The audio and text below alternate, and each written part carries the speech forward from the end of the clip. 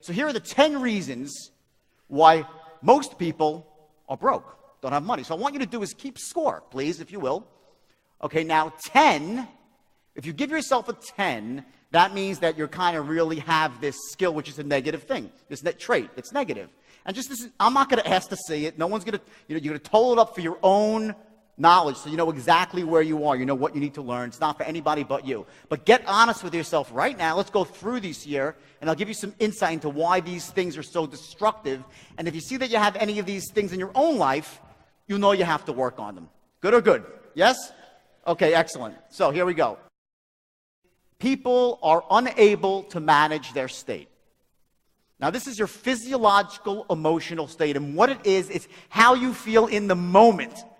You could be the most talented person in the world, the best business person in the world, the best athlete, and I work with lots of athletes, by the way. The best athlete in the world doesn't matter. The best parent in the world. But if you're in a disempowered, emotional state, you can't do shit. You can't do anything. Here are the empowering states for business: certainty, confidence, clarity, courage, conviction, ambition, passion. Disempowering states for business: overwhelm, uncertainty, fear. Those things destroy you. Now, we can't manage our state all the time. You're not a robot.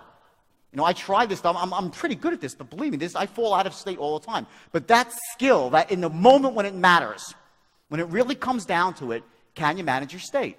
Or do you spend the bulk of your time in disempowered states, feeling overwhelmed, fearful of the future, pissed off, angry? Okay, give yourself a 10 if you feel like that all the time, and a 1 if you never feel like that. And by the way, just so you know, the real problem, as you're writing, the real problem with this is that we live in a world, and excuse my French here, we live in a world where shit happens. We do, right? You're walking along doing everything right, and bam, you get hit with a lump of it between the eyes, right? And at that point in time, you take that punch, okay? That's when state management really matters. Because what most people do is when they take that punch, they try to make sense of it all, so they start telling themselves a story. They'll tell themselves a story of why they can have what they want, and so on and so forth, when in truth, what stops people from getting what they want is the bullshit story they tell themselves of why they can't have it. Because that story stops them from getting honest. This is about honesty, to see things as they are right now in your life, but not worse than they are, which is what a lot of people do. Then to see things better than they are and develop a plan to get there. And that's exactly what the straight line does. Imagine the straight line for a second. Your life is a map, right? I love this. Someone's going to leave it there for a while. I love it, okay? Imagine your life is a map, okay? This is where you want to get to, your goal, wealth and success. Who here wants to be wealthy and successful? Raise your hand and say aye. Everyone. Anybody not want to be wealthy and successful? Take a bathroom break. It's a good time. Because by being around me, I used to say, if you want to get rich, just walk behind you, or nickels, money falls out of his pocket. I'm not that organized sometimes, okay? So you get wealthy, just be around me. Here we go. This is where you want to go, okay? The straight line is the perfect, just accept it for right now. Put the skepticism down for a second. Imagine the straight line being the perfect way to get to where you want to go. And you know me, let's say you knew me for 3 or 4 years, and you'd seen all the people I've turned into millionaires, all the money I've made for people. You really knew the kind of guy I was, my altruistic sensibilities, despite the fact that I made huge mistakes in the past. I'm not a perfect person. But just imagine for right this moment that you knew everything I was saying was true. The straight line was the perfect formula. Let me tell you something. If you don't have a starting point, I can't draw a map for you. The straight line goes nowhere without a starting point. What you need to do is get honest with yourself, see things as they are, not worse than they are, then see them better than they are, develop a plan to get there, and this is your goal, your vision for the future. Make sense? Yes or yes? Okay, great. Give yourself a score. Next reason people are broke, they set impotent goals. Here's the deal. And you're going to know this is true when you hear it because it's a basic truth of life. The reason that most people are not successful or not wealthy is not because they set their goals too high and miss them. It's because they set them too low and hit them. Get that? It's not because you set your goals too high and miss. You set your goals too low and you hit them. And you get caught up in the average daily struggle of averagism and mediocrity. That's what kills people. Everybody raise your hand for a second, please. Raise your hand. Now raise it as high as you can. I'm going to crouch so I can see. Okay? Now just raise it a bit higher, everyone. Higher. Why the hell did that happen? I say raise it as high as you can. And everyone says, okay, then a little bit higher. Okay, well, if you really mean it, right? You get it? It's that extra inch. That's where you want to set your goal. Not pie in the sky and out of control like it's never going to happen. Because that's a load of crap, too. People that set those sort of goals, they abandon those goals. And I'll get to that later. But the idea here is you want to set the goals just above your comfort zone. So now think about it for a second. Think about your goals right now. How do you set them? Are you setting them very low and hitting them?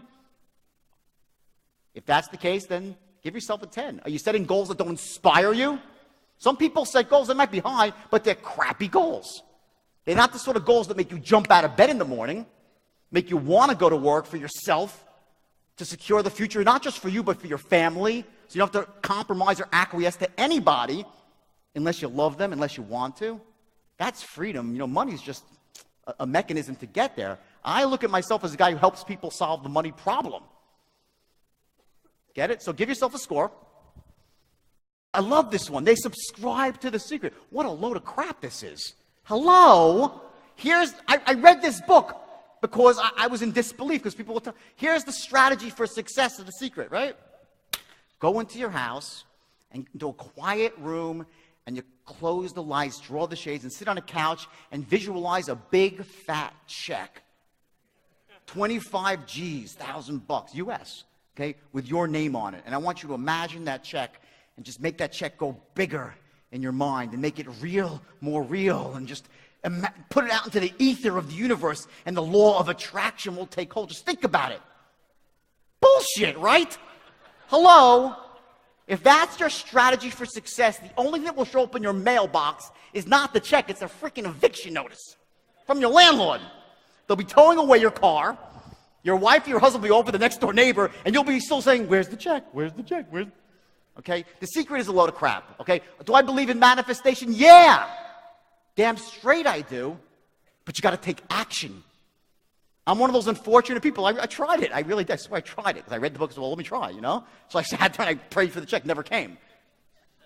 But when I went out and started taking action, guess what? The check came with an extra couple of zeros attached to it. So if you're the sort of person, no judgment being passed here, just a little judgment being passed, that subscribes to The Secret, give yourself a big fat 10.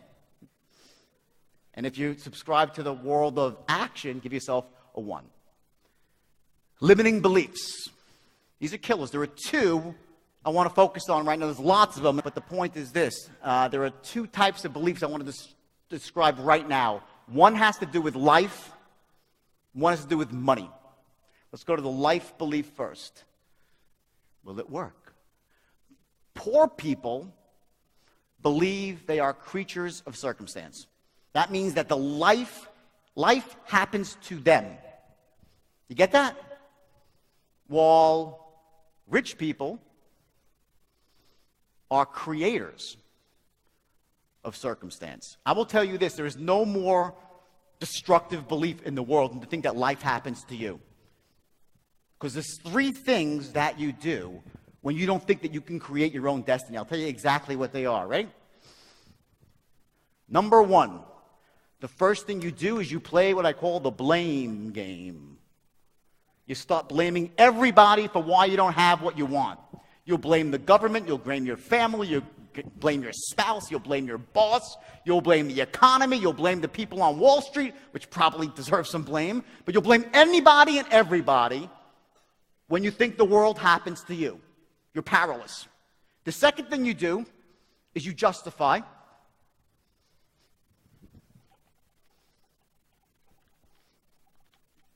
It is because the economy stinks. It's because people are unfair to me. It's because money doesn't really matter anyway. Bullshit. You all know that. I live on love alone. Really? Go bring that to the bank and pay the rent. Hello, okay? I love love. I'm in love. I'm the greatest woman in the world. I'm going to get married next year. for the third time, unfortunately, but I'm getting married next year. Great woman.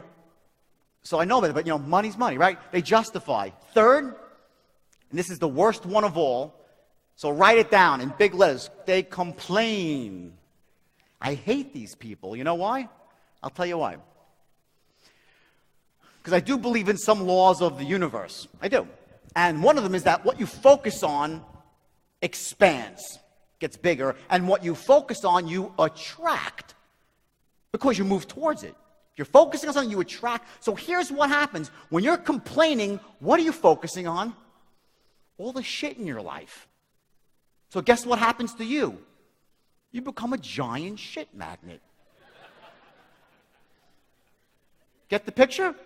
I don't want to be around because they attracted to you. You got to get away from them because when you hear someone complaining, it might hit you too. And it's the worst of all. That's what complaining does. So if you're a person that believes that, you're a creature of circumstance, life happens to you, good luck. I don't think any of you are like that. You know why? You wouldn't be in this room. How about that? People that believe they're creatures of circumstance, they don't show up to rooms like this. They just don't. They'll kick and scream at the door. Like the exorcist, if you bring in like the devil into church or something, right? They'll just leave it, forget about it, it's done. They won't come into rooms like this.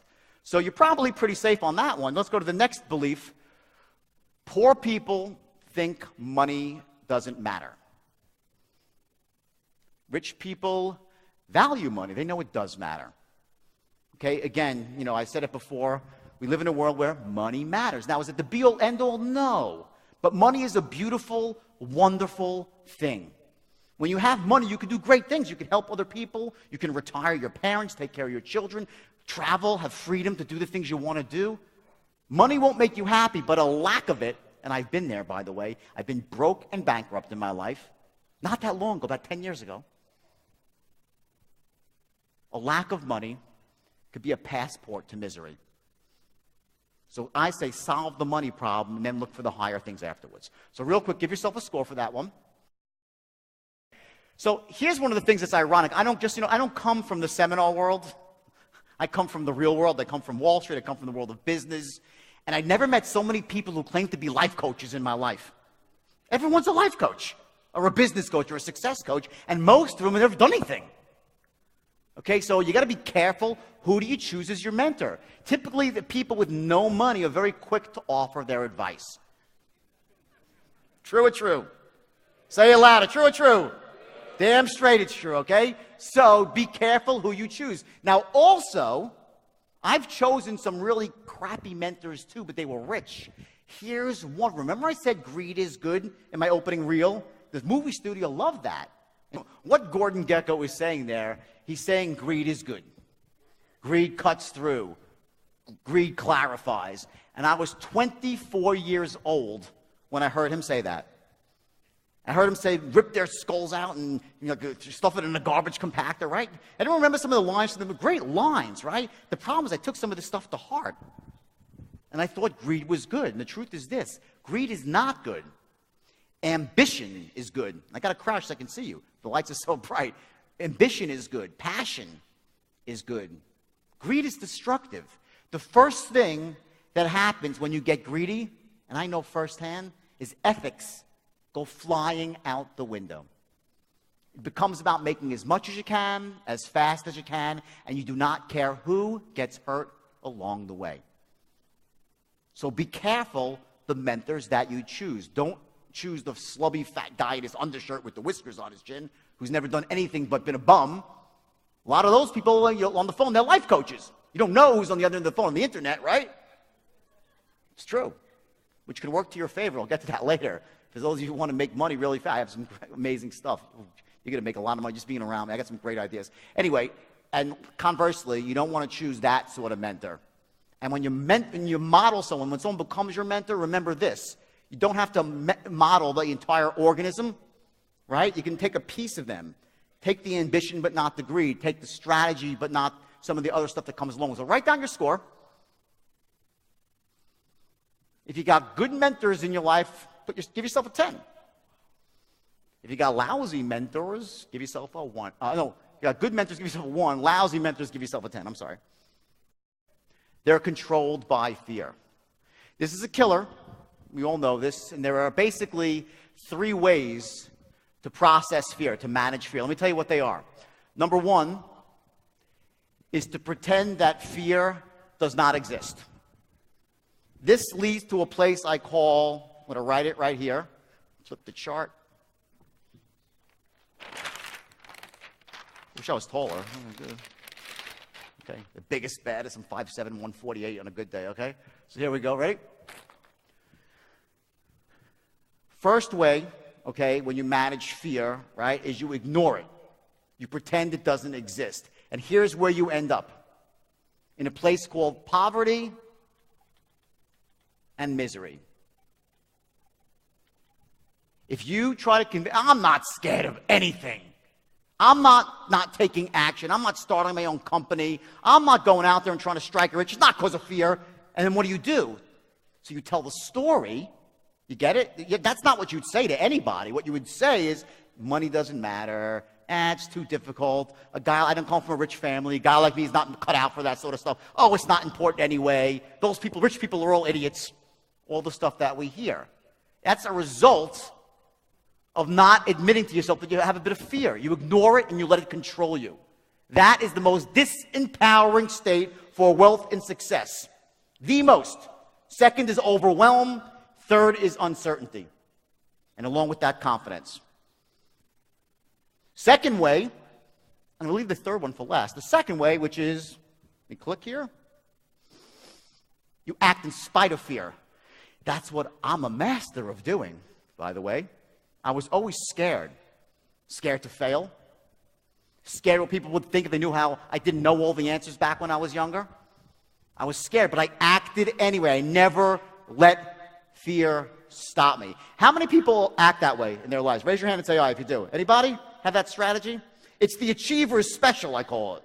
That's what achievers do. They're scared, but they act anyway. Okay? Here's what happens when you have that strategy. You end up in a place called wealthy misery or wealthy anxiety. Anyone here know what I'm talking about? Raise your hand if you know what I'm talking about. Anybody? Come on, come clean. Anybody? I got a couple of hands. A lot more. Okay, come on. That's the truth. If you're sitting there acting in spite of fear, okay, and not processing it correctly, you're going to be nervous a lot of the time. Always concerned, what happens if I fail? What happens if I don't hit my goal? The whole 9 yards. It's better than the first, but it's not the best way. The third way is embracing it and letting it motivate you. And I'll get to that later. But for right now, give yourself a score about how you manage fear. Do you have the achiever's mentality, where you process fear, but you act, but you're scared all the time or nervous? A lot of people like that. Give yourself a score. This is what poor people always do. They try to come up with something spectacular, something new and novel. Okay? That's the biggest trap ever. The opposite is true. You need a proven system. That's why I developed the straight line system out of desperation, because I had 100 companies that were suffering. I needed a way that was basically really, really simple for anybody to run a company, anyone to get wealthy personally. Great quote, Warren Buffett, one of my mentors. Seen him 3 times, and I read all his books. Brilliant. Ever know Warren Buffett? Yes or yes? Yes? Okay. He said, when I buy a business, I want to make sure the systems are so good that even an idiot can run it. Because sooner or later, one will. Okay? So, when you go out there and try to earn money in the past or right now, are you using a proven system, or are you trying to reinvent the wheel? If you're trying to reinvent the wheel, give yourself a big fat 10. If you're using a system, simple, proven, effective, give yourself a 1. This is going to be like golf. The lower, the better. It's a golf score. They're lousy at business. Manchester Farms Meat and Seafood. That was my first business.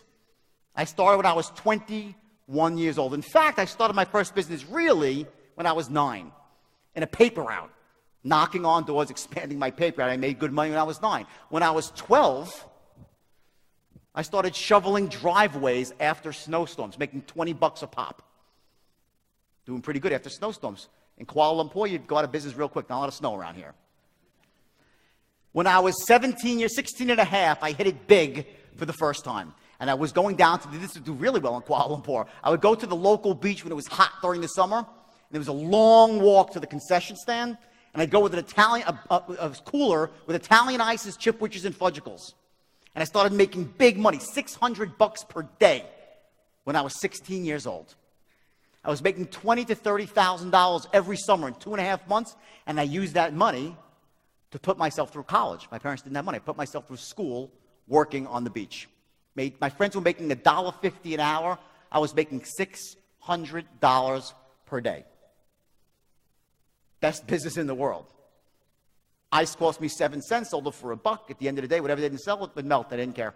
No cost of goods sold. Who's in business, by the way? You know that's a great thing, right? Great thing, okay? The problem happened with that Manchester Farms Meat and Seafood, which was my first real business in the real world. Can we put that slide up, please, of the seafood? I started that company, I started that company from scratch with 1 truck. I answered a blind ad in the paper, and I worked for someone else's company for about 2 weeks, figured it out on my own, bought my first truck, and started going door to door selling meat and seafood. Within 7 months, I had 26 trucks on the road and was a millionaire, 21 years old. And I was making money. I bought a beautiful red Porsche, met my first wife, we got married, everything was got a pocket full of money, it was great. Problem? I was making every mistake in the world about business. I had no experience. Business is not a skill that you're born with. You're just not. It's something that you learn. The problem with most people, they just don't know how to do business. No one ever taught them. They don't teach it to you in school. Business 101, bullshit. That's not real world business. You know, that's theoretical. You might get this. I'm not a theoretical sort of guy. Just not. You know, I'm a guy that lives in the real world. Everything I do is real world, works, been proven. So business 101 in college, yeah, it's great for some, basic stuff. It doesn't translate. I took business courses in college. I went into that business and I got buried. I thought I was a millionaire. I was actually growing on credit. I overexpanded. I was undercapitalized. And bam, just like that, I was out of business and bankrupt at 23. Lost everything. Even my red Porsche. I had a tear trickled down my arm, and they took my Porsche away with a hook on a tow truck. Worst day of my life up to that point. And that's why I went down to Wall Street. Because in my town in New York, when you want to make a lot of money, and you're young, and you're ambitious, and you can sell, you go to Wall Street. I knew some people making a lot of money there. I said, if they can make $1 million a year, I can make $50 million a year. And I was right. That was my path to Wall Street, through the meat business. So give yourself a score. And by the way, if you don't have business experience, guess what? That's nothing to be ashamed of at all. You're not born with this stuff. Someone's got to teach you. Someone's got to show you the ropes. That's it. No big deal. This is the easiest one to master. Because business is very, very easy once you know how. And so is making money. So give yourself a score. 10 if you don't really have any business skills. Or give yourself a 1 if you're really sharp. You know all the stuff. You know about marketing, sales. You know about operations, how to negotiate. You know how to position yourself in a certain way there's a brand. You know how to use OPM. I love this one. OPM. Back to this one. Other people's money. You must master this. It's my specialty. You could be, they say to me, Jordan, this is what they said in the newspaper. You can Google me, you get a good laugh. I got a lot of Google stuff, okay? Thousands and thousands of entries. They said if you flush Jordan down the toilet bowl, he'd come up with a plumber's license. You get that? Good or good? You want to know why? OPM. You could drop me anywhere. I will persuade someone to invest in me. And I'll show you how to do it. It's really easy once you know how. And they make money with me because I have the business skills and I have the straight line system. I can always make money in business. Do I fail once in a while? Yeah, of course I do. Failure is part of the game. But with the straight line, you pick yourself back up. You know where you are. You have an outcome, and you keep going towards it. So give yourself a score on the business front. They're uncomfortable with words like sales and persuasion. This is a big one. There's no way around it, everybody. Who here is a salesperson? Raise your hand. Bunch of people. Great. Guess what? You're all salespeople. Either you're selling and persuading or you're failing in life. Not products, the intangible, yourself, your ideas, your concepts. Selling your kid to make his bed. I'm failing miserably, and I can't get my kid to make his bed. I'm a pretty good salesperson, right? Either you're selling and persuading or you're failing. This is a skill you cannot get around. Everything I'm going to show you today, and there's some great speakers here. I looked at the list. It's amazing. Great speakers. But this is an art. This mastery, or at least effectiveness, getting to be an effective persuader, is the most crucial skill that any human being could have. And here's my man, my mentor, Warren Buffett, right? Not the sort of guy that you would think is a master salesman. That's not what his life is about. Guess what? It's the single most important skill Warren Buffett has. And he said it publicly on numerous occasions. But the point is still the same. You have to learn not to be a master salesperson. That's not what it's about, or a hardcore salesperson. You have to become an effective persuader so you can share your ideas, your concepts, your visions with other people. And they'll follow you because you can show the value that you have as a human being. You could have all the value in the world as a person. You could be the smartest person. You could have the cure for cancer. You could have the next great computer chip, anything in the world. If you don't have the power to persuade, to make your thoughts known, to influence others, you can't do anything about it. You're failing in life. Originally, the first thing I came up with was a straight line. It was persuasion, straight line sales system. And it revolutionized Wall Street. To this day, by the way, every major brokerage firm uses my system. Everyone. It's the most effective way to close any human being who is closable. And I'll show it to you very, very briefly. It takes a little bit longer than 10 minutes. But when I come back here for a few days, you will learn it. It's the simplest thing. If you're scared of selling, or this is not even like selling. It's just simply going through emotions and taking someone from this point to that point in a very logical way. No pressure at all. It's the most effective way to sell. So give yourself a score. And be honest with this one, because this is the killer of a lot of people when they say, oh, I don't like sales or persuasion. Just be honest with yourself here. Give yourself a score. 10 if you hate persuasion, think it's evil. And give yourself a 1 if you're really, really good at it and you thrive with it. The biggest one of all, they slave their lives away for a paycheck. This is why most people are broke. They work for somebody else. There's no way around this. It's very simple. There's just no way around it. If you work for somebody else, there are a couple of exceptions. I'll tell you what they are. Number 1 is if you're a commission salesperson working on heavy commission. That's one way around it. Second way is if you work in a certain industry like banking, investment banking, where you can leverage off of a huge company's assets, like a Goldman Sachs or a Citibank or one of the Kuala Lumpur Bank, whatever it might be locally here. There's very few exceptions. Other than that, if you really want to get ahead in life, you have to own your own business. Now, I'm not saying you got to go out and quit your job right now. Absolutely not. I would never tell a human being to do that. When I mentor people, that's not what the straight line's not about that. What it's about is showing you how to start a business that allows you to do it without quitting your current job. That's what it's about. Without having to put up a lot of money. And if you need any money, you learn how to raise it. Like that. Not borrow it, raise it. Real cheaply. But at some point in time, if you want to get wealthy, and just please, again, if there's probably one other thing besides that formula that you take away from this today, you have to get into your own business. I sincerely mean that from the bottom of my heart. You have to do it at some point in time if you want to get wealthy, or else you're a pawn in someone else's game of chess.